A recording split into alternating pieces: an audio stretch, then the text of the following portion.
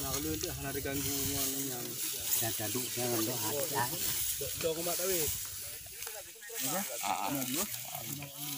Kalau di daerah sini.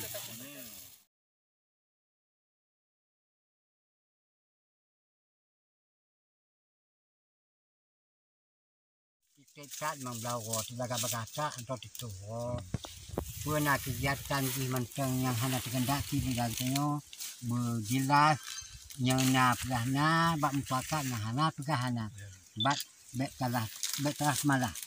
Oh menjadi katalah pegahana yang itu guna keterangan foto atau WCS ya yang jelas.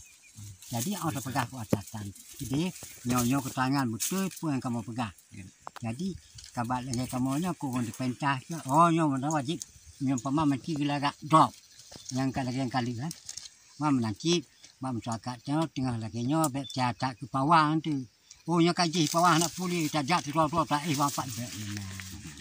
Waspada. Tajak nyo tajak dalam tamah kita kayak kadang jam cau dekat bet pawang. Amrok wong satu dah kakek bak wong awal lagi yang gitu dah.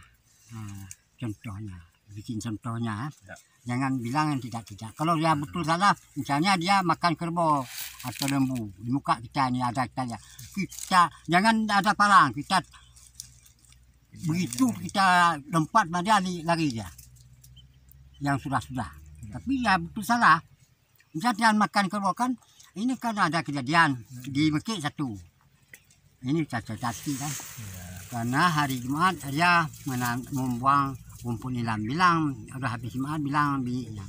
Ayo kita ke ladang. Kita sebut-sebut bilang, hari Jumat ni tak apa-apa sih. Besok pergi tempat lain. Sikit-sikit lagi kan. Pergilah sama, masih hidup sekarang orang itu. Pergilah sama perempuannya. Ada batu satu. Ini besar nak ada. Situ di tengah ladang kan.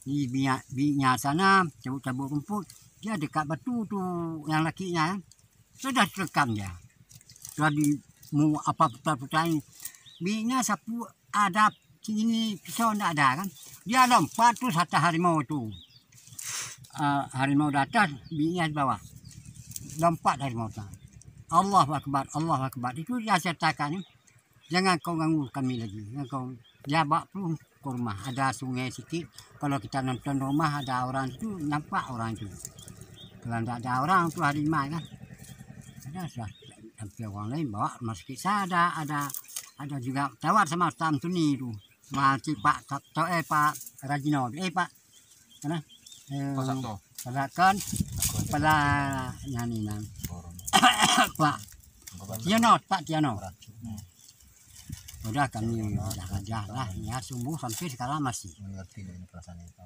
Yang satu lagi yang di apa di Selama deh begitu juga dia mau apa bikin purna api mau tanam nilam kan di situ biniknya sini lakinya sedang babat kayu mau bikin api kan datanglah harimau bilang lakinya itu harimau bilang sama biniknya lihat dia turun dari sana kan ada kayu di atas kayu sampai situ terus sama Mia ditangkap suaminya dah gini kan datanglah istrinya perempuannya iya. Kan ada orang bilang kayak gitu bacok harimau tu kemana kita bacok dia lihat kam dia sini putus ini mati harimaunya saya pergi kandang situ kan saya datang sana kakak 500 meter sudah meninggal dia di jalan mati masih kan sekarang apa masih ada orang tua kalau di sini di Mekik masih ada sudah